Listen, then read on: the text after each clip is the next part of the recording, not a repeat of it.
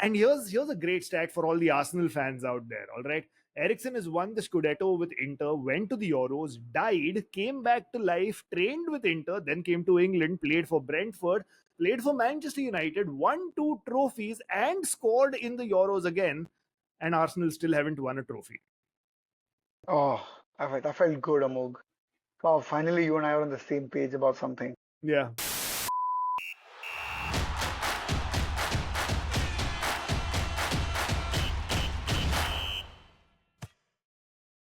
Welcome, everybody. The Euros have started and we are here. We are going to be there every Tuesday for you guys.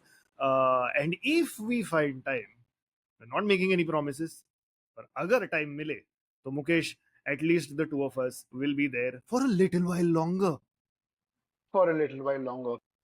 It's the most unpromised like promise ever made, but still, Yeah. it's something. We promise you that if things work out and if we feel up to it, हम लोग थोड़ा ज्यादा content देंगे आपको. Yeah. We We are promise 100. that we might make a promise. Yes, we are promising that 100%, 50% chances है कि हम आएंगे. Yeah. Yeah, but what we Or we want to do might make a is, promise that we will make a promise. So whichever one yes, suits you, yeah, pick that. it's up to you to decipher what we are trying to say, because I think at this point अपने को भी कुछ idea नहीं कि क्या बोल रहे हैं हम लोग. But what we want to try and do is, of course, the Tuesday shows will stay, but we want to try and do maybe a few live streams in the middle of the week when there's important games. Basically, group stage के बाद, when things actually start getting serious, we might look into something like this. But again, we're not making any promises, and that's a promise. That's a promise. Oh, well, if you hear the excitement in my tone right now, by the way, and if you feel the freshness in Mukesh's tone also, I think it has little to do with the Euros, but more to do with the fact that yesterday the AIFF finally announced the sacking of Indian national team head coach Igor Stimac. Uh, it has been a long time coming, Mukesh. Ke this man, for whatever he's done, and I'm not taking the blame entirely away from him, but over the last maybe a year or so, his performances as manager have been really, really bad. Yeah. All he has been doing has been coming up with excuses as to why India have not been performing well. And I feel like this is a good start. It is the first good decision out of many that need to be taken, of course. It does not mean that just because T-Mac is gone, suddenly India is going to be like one of the best footballing nations in the world. But it is a step in the right direction, and finally AIFF has managed to do that. Yeah, and I mean, I think at the end of the day, like his reasons were, you could say his excuses were valid, even if you're a Igor Stimac defender. You could say his reasons were valid, but sure, but that's part of the job of taking the India job, right? You are taking a team. I think when he came, India were 101 in their ranks, Yeah. in the global ranks. So you are taking a team that's 101. That also, it's not a team that has everything in place that's 101. Because it is 101 because there's corruption, then there's bureaucracy, Yeah. along with the other footballing issues. There's age-related scams at the youth level. You are taking all of that, and as the manager, you have to take into account all of that. You're not taking the Barcelona B team. You're not taking uh, even a team like a Red Bull B team, right? Which has Yeah. all the material in place. You just need to coach the players. It's not Yeah. that India or any third world nation that has or an Asian nation has these sort of issues which a coach has to deal with, and those can't just be the reasons you give for your job because we already know that. Yeah. That's the baseline we begin with, and I think Yeah. maybe Igor Stimac didn't get that. Yeah, and more than that, and with everything that is happening with the AIFF and all the rot that is there from the top down, the fact of the matter is Igor Stimac was just not able to get these group of players performing. Like, Yeah, we saw the performances against Qatar, we saw the performances against Kuwait, against Afghanistan as well earlier on in the qualifiers, and it was just not good enough. And these are players who are doing so well with their club sides in the ISL. You know, they're I wouldn't say that they're best players in the world level. Obviously, let's be very, very realistic about things. But their performances for the club teams have been remarkably better than their performances for the national team. And questions need to be asked, why is that?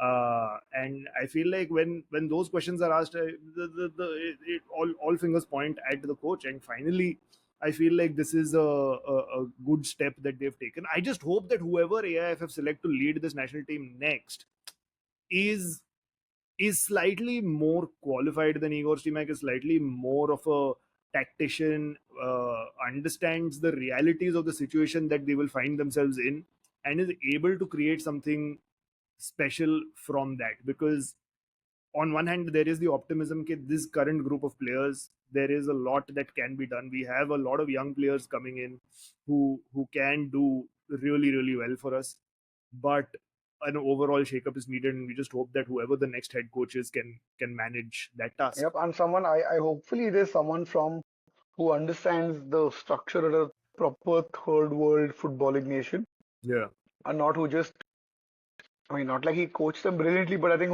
who walks into the job being like, hey, I'm gonna coach these guys and then they're gonna yeah, achieve big things. yeah. Who would you think is a good shout for manager? Yeah, for the Indian team. Sunil Chhetri, player manager. Oh, you want to you want him to come back from Vincent retirement? Vincent Company. Oh, Yeah, manager, maybe player. But yeah, I think someone like that, like someone who's a proper insider. yeah. And I can't, someone who's respected, who people will die for on the pitch. So it has to be someone either very big and reputed in European or like maybe South American football. But I don't Yeah. think any of those guys are coming here. So Also, I have two options. All right, I've let's given go. this a lot of thought, and I have two options. I would have had three options if Jose Mourinho had not signed for Fenerbahce, but unfortunately that door is now closed. Hmm. But Not, there, I mean, it's still maybe just a year away. You yeah, never know. yeah. You never know with Jose, you Yeah. It depends on how volatile his reign at Fenerbahce is, but know. I would have loved to see Jose Mourinho here. One option for me is uh, is uh, is Des Buckingham, and Hmm. I say that because I've seen his work up close at Mumbai City FC, and I Yeah. know he's got a great job at Oxford United, his hometown club. He's got them promoted and everything. It's all going well for him, and I wish him all the best. But it would be really really fantastic to see him come back to India and take the national team job, because he's been here, he's coached in the country, he has the lay of the land, he knows the Indian players as well. So uh, that is there, and he's a young coach, he's a well respected coach, he's a good tactician as well, and I feel like he can do something really really special with this national team. The other option, and I think this is actually quite realistic, fuck it, get Big Sam Allardyce. Big Sam Allardyce. Actually, that's true. That's not a bad shot at all. He might be the big European name that we might get. Yeah, And we get some great content out of him. I feel like that's there, and that's really what football is about. So I yeah, know, Big Sam is a good shout. I hope so. Let's see. But Chetri has immediately steps in as a manager. That's what I'm here for. yeah. Chetri, I guess, would be a high on the wish list for sure. But yes, fingers crossed. Hopefully things go well with the Indian national team now, and we get to see some real improvement in that side. Right.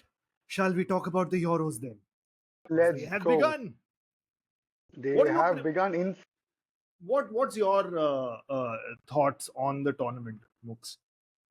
What have you? I mean, I of think course, we've seen a bunch of matches, but let's say it's pre-tournament. What are you most looking forward to in this tournament? I'm looking forward to. So, by the did you see the video of the Dutch fans having fun in Hamburg? Oh my god, that was so cool! Yeah. So I'm Just wanted looking to be a forward part to. of that. I just wanted to be a part of that. Honestly, that's really what I wanted to be a part of. So I'm looking forward to the Netherlands lifting the cup. And Oh, I really feel like it feels different. It feels special. It feels fun. Actually, I know what I'll tell you what it is. I think this feels fun. Something about that COVID era cup. Oh, it didn't feel right. It didn't feel. like a I mean, real this one feels tournament? like, yeah, because honestly, even the Qatar World Cup, if you take away the messy fact of it about it, that juice or life wasn't there in the sense that pure passion, and I feel like which you only find, say, in South America or Europe. So I feel like, oh, finally there's a tournament like in the way like I remember the, say, not even the 2018 World Cup, from the 2014 World Cup. You Yeah, remember like the way yeah, football was till 2014, like. Yeah. I feel like, oh, I suddenly feel the same vibes again because between 2018 till 2022, it was either held in shady countries or it was COVID, right? It was Yeah. There was something missing from that in football, and I feel like, oh, finally, I feel like It's a I proper it, tournament. it's a proper tournament in a culture that gets it, in a culture that gets the banter, that gets the that's not too much effort for the fans, and you see a little more European working class spirit into the fan celebrations, which I think I Yeah. really appreciate. So I'm enjoying it actually. Finally, I'm enjoying the tournament, following Yeah. it. Yeah, I mean Netherlands. I don't think are going to end up winning the cup, but they did start off really well. Yes, A 2-1 victory beating. over Poland. Came back from one goal behind to actually get the victory. Wout Weghorst, man, how does that man end up scoring Yeah, last minute goals? We saw that in the World Cup as well. Bencho, ये इसका मतलब career ही है. You know how Sam Allardyce, and we spoke about him earlier, how Sam Allardyce is a specialist manager. अगर तेरा yeah, team 17th है 18th है relegation space में है relegation fight में तो Sam Allardyce को लाओ and he will save your club allegedly. Wout allegedly. Weghorst But is that type of fucking goal scorer, man. उसको और कुछ नहीं आता, but he comes on at the end and gets those last minute goals. incredible, right? Like, and it was such a and lifted this. This is why I feel like maybe something different because this is the sort of thing that lifts a team up. So I'm gonna continue with my Let's Go Holland era. Yeah, yeah. Yeah, Did you banter. see? Sorry. Did you see the? Speaking of Holland banter, did you see that dressing room video where all the Holland players, when they were doing they have to do those photo shoots where they do the walk up to the camera and fold your Yeah, yeah, hands yeah, sort yeah. of thing for lineup announcement. Basically, they have to do that. So the Dutch team was doing that, and the social media admin was asking all the Dutch players who, according to them, is the best player in the world, and Javi Simons is saying whatever, Messi, Ronaldo, all these guys are coming. Oh, Mbappe is good, this and that. And Nathan Ake looks at Wout Weghorst and says, Wout Weghorst. Yeah, so I That see. he, I saw just that clip. I think I didn't see the full video, but I saw that, and then it was incredible. But yeah, man, Gakpo scoring Nathan Ake man of the match. Like, oh, yeah. it's happening. It's happening. I don't know Oh, why you're underplaying. speaking of Gapco, by the way, I hate to bring it back to Man United, but really Oh, quickly, oh, shut up, yeah. Really quickly wanted to talk about that. There was an explosive interview by Laurie Whitwell in The Athletic, not interview, an article by Laurie Whitwell in The Athletic talking about Eric Ten Hag's time at Man United. And basically, उसने Sancho की गांड मारी है. He's basically said that Sancho in a preseason, no, not a preseason, but in a training drill, was a player in the opposition team. So you had your set starting 11 who were playing as the 11, and then they had the opposition team. And Ten Hag asked Sancho to press as an opposition player. And Sancho didn't want to press. So Ten Hag said, okay, then you leave. And Sancho left. Like he said, हाँ ठीक है तू बोल रहा है तो मैं जा रहा है मतलब you remember how in school we used to talk to our friends and the teacher would say if you want to talk then get out of the class and that is and always then a some guy walks rhetorical out. question and some guy Yeah. actually walks out and everybody's like oh kya stud hai Hmm. but Sancho actually did that and then there was a private meeting that was scheduled between them and Ten Hag expected Sancho to apologize privately one on one there, but Sancho didn't do that. So basically, Ten Hag was right all along. Sancho has terrible mentality and good riddance to him. We should sell him and get whatever money we can get for him. But the other interesting thing was Ten Hag actually wanted Gakpo as striker. Yeah.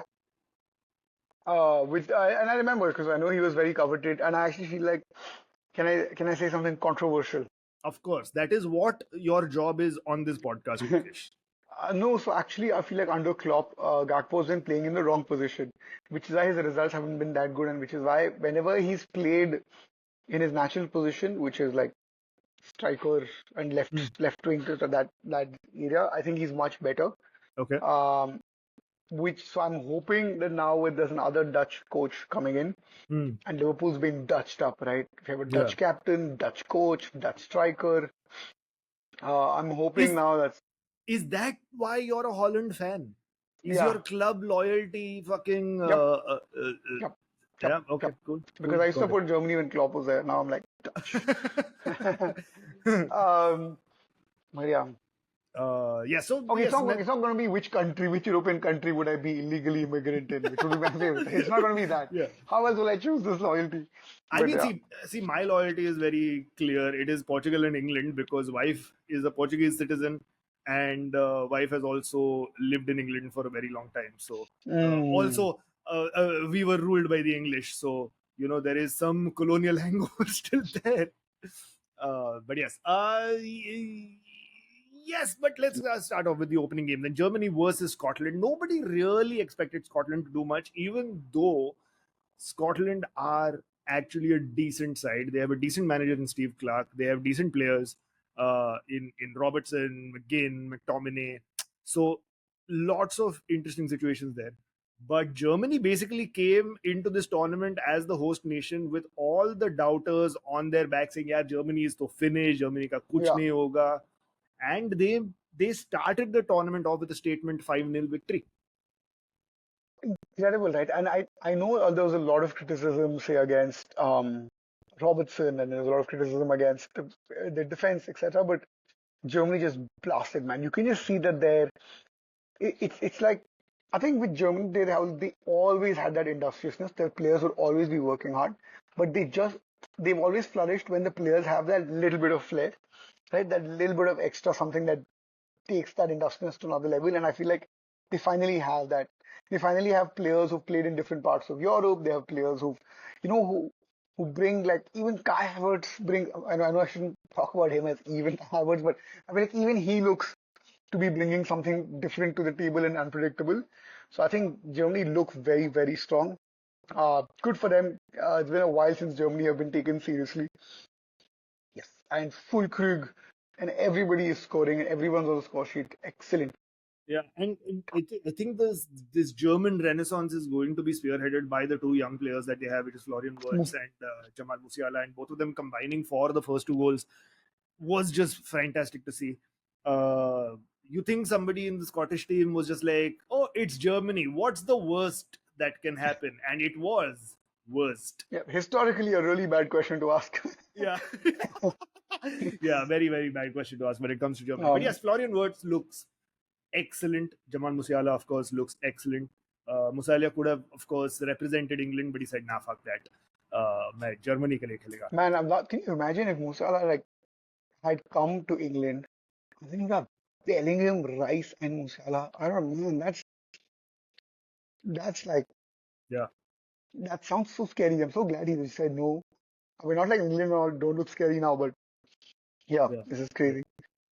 Julian Nagelsmann, of course, before the match in his pre-match press conference, basically just said, "Let's rock" to the journalist, and that is basically what Germany did in that opening game. They fucking rocked it, man. Yep, But do you think Scotland look Germany is out. back?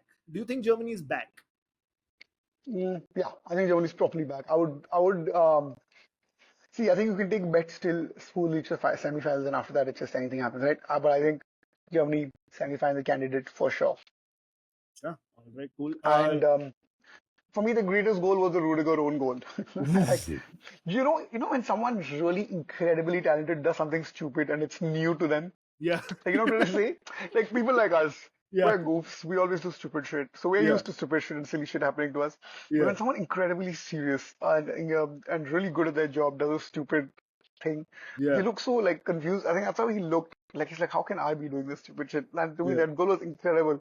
yeah, And he hit the back of his head and it was a loopy header. Wow. yeah. Fantastic game. Yeah, I mean, I did say 5-0. I forgot about that clearly. It was 5-1. Scotland did get one goal back. But there we go. Spain also won their opening game against Croatia. Spain and Croatia always seem to play against each other for some reason. I feel like this is a fixture वो हर tournament में कभी ना कभी तो होता ही है. And it was really fascinating because on one hand, Croatia looked like they could get back into the game at multiple points, but it was almost like kabhi kabhi video game mein there is an unplayable level. Yeah. There's an unplayable boss. Like regardless of what you do, you are not going to win. And that seemed like what was happening to Croatia because so many chances on goal, so many efforts, and they just could not get the goal. Like even when the penalty happened, they missed the penalty, Then Yeah, he scores on the rebound, which is then disallowed because it was I think who was it Perisic yeah, who encroached into the box. Like, how unlucky does a team have to be? yeah, and also the fact that Morata scored. Like that's when you know. Which is, it was really weird for me to see Morata starting for Spain and Yeah, wearing the captain's armband. yep. It was. I'm like, how did you get there? Like, There was a fantastic tweet by Nuruddin on Twitter, of course, because if it's a tweet, it is on Twitter. I'm not going to call it X like Elon Musk wants us to, but fantastic tweet. He said, "If you tell me that Alvaro Morata is 27, I'll say yes, correct. If you tell me he's 37, I'll say yes, I know. If you tell me he's playing currently for Juventus, Atletico Madrid, and Inter Milan, I'll say of course he is." If you told me he started his career 15 years ago, I'll be like, I know this, bro. If you told me he just made his debut for the Spanish team, I'll be like, absolutely. He lives in a fucking time warp, dude. Like, he looks the same, he feels the same. I genuinely don't know which team he's playing for right now. I genuinely don't know what his age is. it could be any of Madrid, Juventus, Chelsea, Milan, Atletico. Could Anything, be any anything. of these teams. And it's ridiculous to see him there, but it was good to see him score the goal with all the criticism that he had while he was playing for Chelsea in England about his finishing not being the best. That was a very good finish. But yeah, And Croatia just made some terrible errors. terrible errors. And I think, sorry, that one the other thing that I wanted to talk about was Lamine Yamal apparently was the youngest player in men's Euro history. And I feel like Absolutely. how many? I feel like I've been hearing that he has. Do you feel like he's been 16 for like 5 years now? Yeah, Like I feel like how many youngest is he records is he breaking? Like it can't yeah. be. Yeah. So that to me was like that was. I'm like, I, I, how I is there a just Morata and a yeah. I feel what happens is in the schooling system, when you're a certain age, you're in a certain standard, right? Mm, Like if you're whatever, if you're 16, you're in 10th standard. If you're mm. 15, you're in ninth, and so on and so forth, right? I feel वो 10th standard 5 साल fail किया है. So everybody still thinks हाँ वो 10th standard में मतलब वो 16 साल का है. Yeah. Which basically means that after beating Croatia 3-0, he went and did physics homework. Physics homework. I'm pretty sure. And I think you guys might think Amogh is joking, but he's not. It's Yeah, I'm not. actually physics homework. He's struggling with Archimedes' principle. He finds it easier to make Morata score Yeah. than to learn Archimedes' principles. Yeah. But it was fantastic to see him provide the ball for Dani Carvajal to score. So the Barcelona Real Madrid connection was plainly there for everyone to see. Dani Carvajal also, what a genius player.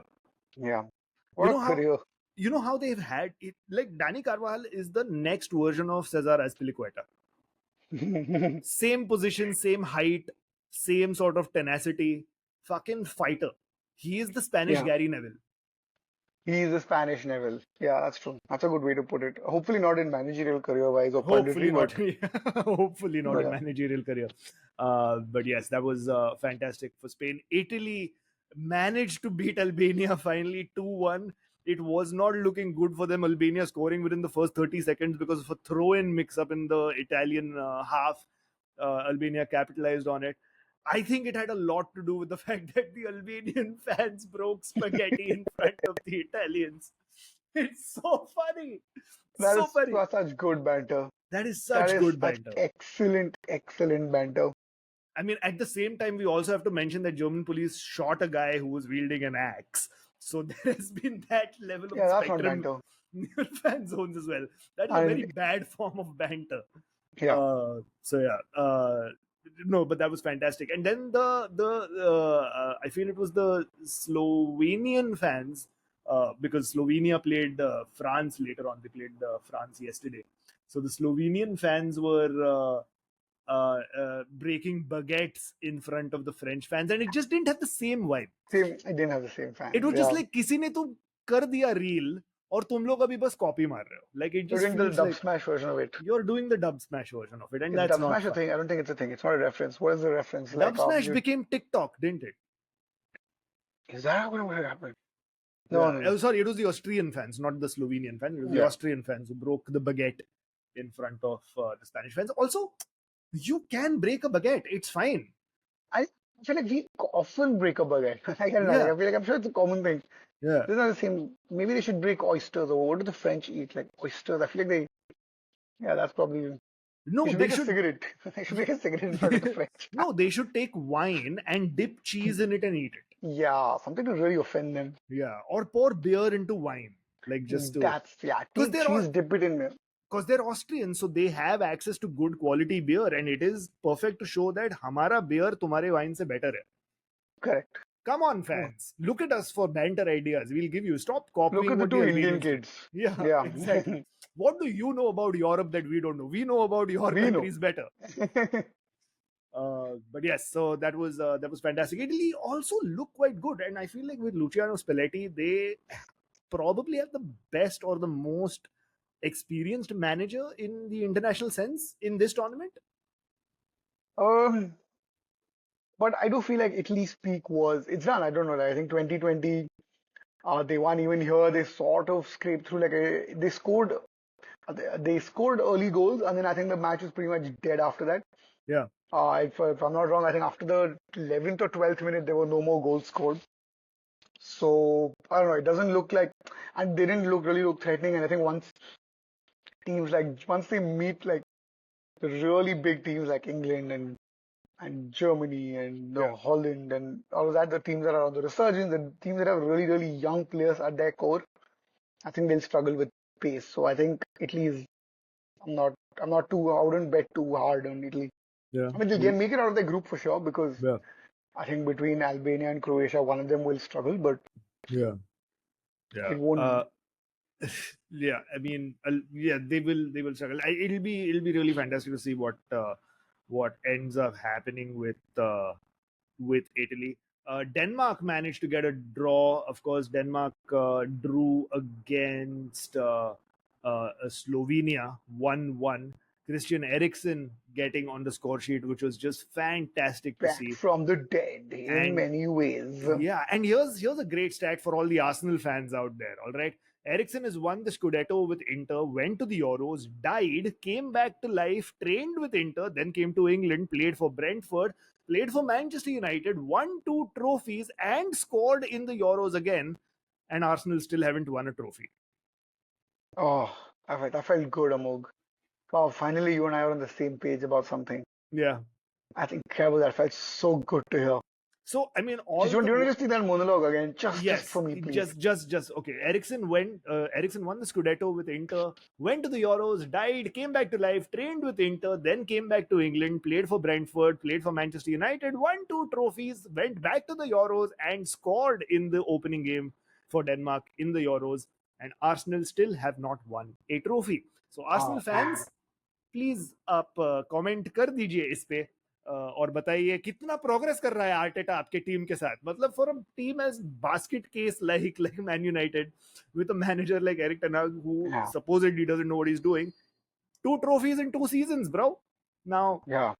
what do you say to that? Second place के लिए कोई trophy नहीं है भाई लोग, but apparently Yeah. Arsenal के trophy cabinet में उसके लिए प्लेस है. Right. Romania also managed an upset over Ukraine last night, 3-0 to them, which was fantastic. Slovakia stunned Belgium. Lukaku, man, thumbs up merchant is it has to be his name. Yeah, I did feel Belgium were bad for Belgium and Lukaku. Yeah. They didn't deserve that. I think it was the most Premier League like moment of this entire Euro so far. The VR has been excellent, but finally they gave it they gave of a thumbs up. They gave a middle finger to Yeah. Lukaku and Belgium. What I love about VAR in this tournament is they've taken cues from cricket and brought in the snickometer, Yes, which they which is used a for the handball. yeah, which is incredible. I can't believe cricket, a 5-day sport, is leading the way forward with technology. I mean, that's Uh, because it is a 5-day sport, so they have time to implement like detailed technology. With football, the thing is, the fans are also impatient. Even when there's a little bit of a stopgap, they're like, "Arey, fuck off, yeah, get on with the game." Like, I'm sure last Euros when Ericsson had his heart attack, I'm sure there was one fan in that stadium like, oh, fuck can we just get a move on, guys? Just What's the take him big to the deal? hospital and just play no. I'm sure there was one truth who said that in the stadium. So that's what generally football fans are like. They're quite impatient, and that's why the 90-minute game is perfect because it's the right amount of attention span needed. But yeah, so we don't know. But yeah, like Belgium just look terrible. They don't look like a team that can I really go think, deep in yeah, this tournament. this is this is the Belgium's England 2002, Mm, 1998 to 2008, yeah, 10 phase, England phase, I think, where they have all the talented players in the world, but there'll be some internal squabbles, which I'm sure there'll be so much, other than, of course, the KDB and the Courtois squabble. I'm sure there's thousands more that we don't know about. yeah, Some petty shit yeah, from high school or whatever that we don't know, which I think is just ruining the chance of this generation. Because we all know that they should have at least had one trophy by now. yeah. At least a Euro, if not a World Cup might have been too much, but at least a Euro for sure they should have had in the last 3, 4 Euros. And the fact that they haven't is just going to be down to the team dynamics. Yeah, the Belgium golden generation का gold plating निकल रहा है अभी. Yeah, it's Like rolled gold. De Bruyne is not getting any younger. Eden Hazard has gotten old, retired, moved on, plays soccer aid and plays with influencers. Very happy with doing that. Trossard is the only option who everybody that supports Arsenal is the only one who thinks that he can do something. He had a very average game yesterday. And in general, Yeah, like they just don't have the legs in the middle. Amadou Onana is a good player, looks good, but he's not experienced enough to be at that stage, right? Like it's because they have nobody else that Amadou Onana is in that starting lineup. But he's he's not that level of international player yet. He's still very very young, so it just looks very very difficult for Belgium and to even to De go ahead. Bruyne looks very, he has that attitude of that player who's very, very good, but when a player who's probably not at the level Yeah, that he plays with him, he looks easily frustrated. And as a captain, that's just a terrible, terrible attitude. yeah. But Um, he always looks like he has attitude Correct. problems. And especially in Belgium, I think it shows up a lot more because you finally see him play with players who are much below, say, his standard or the standard he's used to at Man City. Yeah, At Man City, and he does not know how to lead them.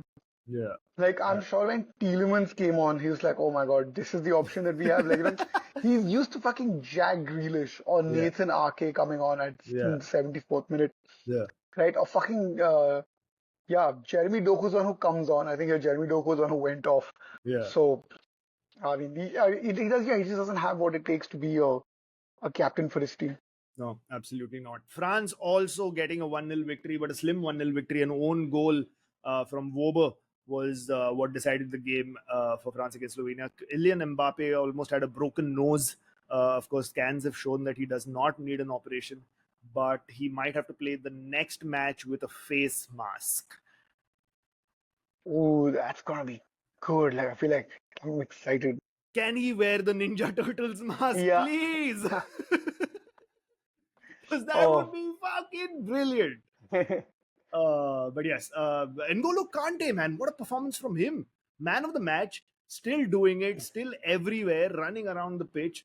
Just a gem of a football player. He's like the positive of a Morata.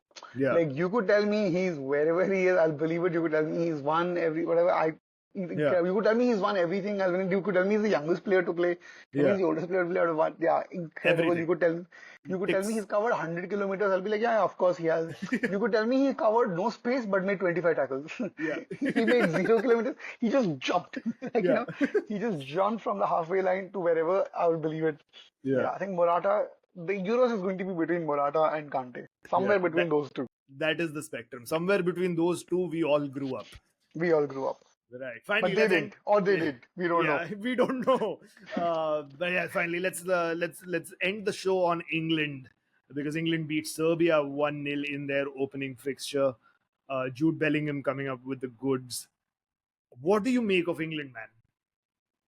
I mean, I guess this is what you do, right? You score a goal and you shut shop. I don't know if it'll work against a team like when they meet a team like Germany or Spain or whatever. Yeah, Man, this is it, huh? This is what Southgate has so far. He's had his job for 8 years now.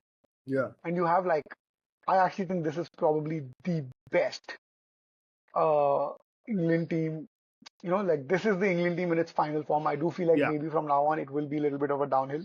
yeah. Uh, so it feels like pretty much now or never. Yeah, and Uh, Southgate also said that this is possibly his last chance to win something with England. So it looked like he is going to leave the managerial post after the tournament is done. But that the other way of interpreting it is, like you said, this is the absolute peak of this team, and after this tournament, all these players are going to begin to decline. I mean, not all, because Saka's young, Bellingham's young, but players like Trent, players like Harry Kane, and all are going to start declining soon enough. By the time the 2026 World Cup comes about, it'll yeah, be completely different. And while England do have the depth in talent, they have players in reserve that they can look to. They are grooming better players as well.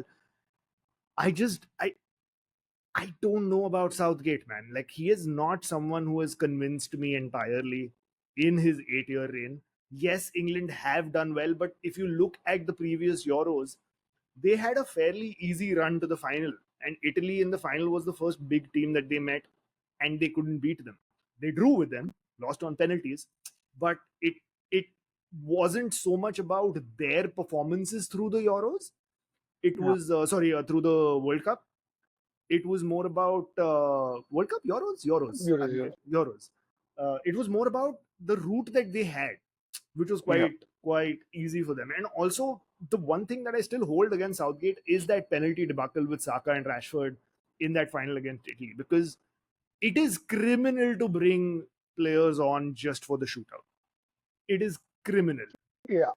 unless Especially, unless unless it's a Cristiano Ronaldo who's injured, so he hmm, can't play the game, but he's going to convert from the spot, like, or a Messi who's, मतलब उसका हाथ fractured है, but अगर penalty पे गया तो वो एक गोल गारंटीड देगा तुम्हें. yeah, yeah, Unless it is that type of a player, you cannot bring these players on just for the penalties, because it's a big game, it's a European final.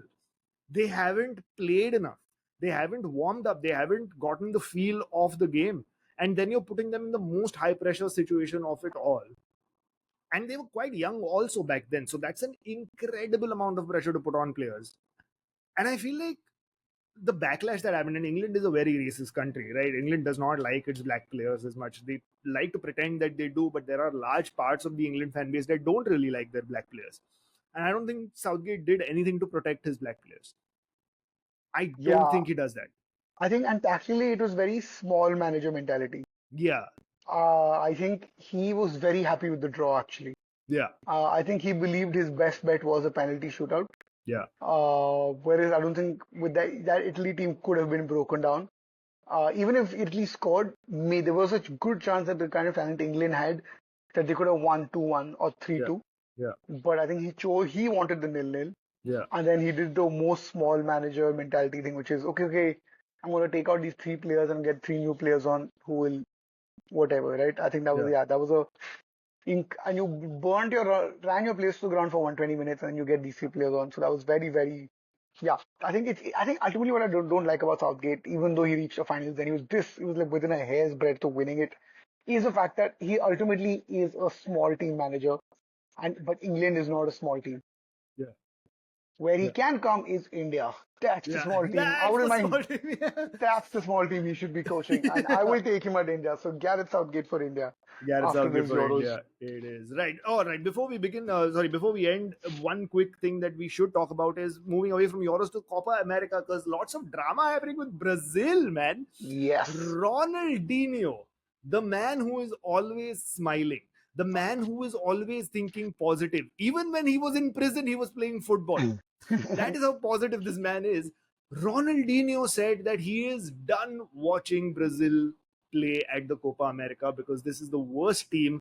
They don't fight for the badge, they don't fight for their country, they're not as talented, they're rubbish, and he is not going to support them or watch them anymore. He is done.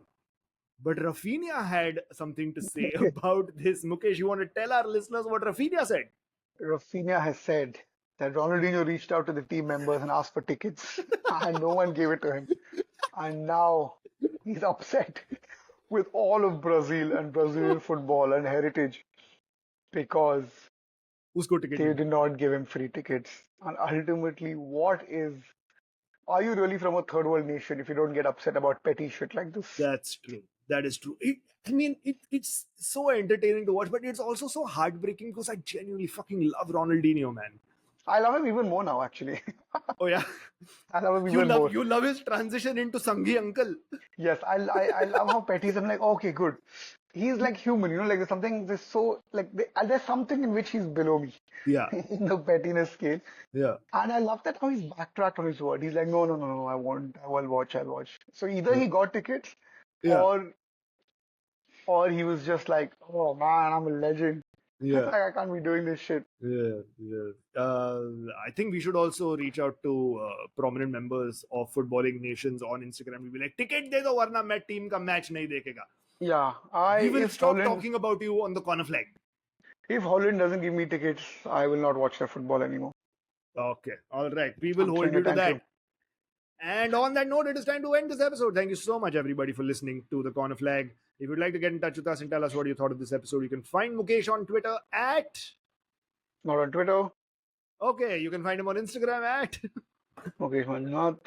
And you can find me on Instagram at Amogh and Mukesh. You can also follow the Corner Flag on Instagram at CornerFlagPod. Do subscribe to our YouTube channel, youtube.com/@cornerflagpod. And subscribe to us on Apple Podcasts, Spotify, or wherever you get your podcasts from. And do not forget to give us a 5-star review because that genuinely helps us. And with that, shout out to Kazad Gurda for composing our theme tune. We'll be with you next week. We'll be with you maybe in midweek as well. We don't know. We promise, or we may not. We'll see how it goes. But we'll be there on Tuesdays at least. So until then, it is goodbye from us. So say bye, Mukesh. Bye, guys. And it's bye from me.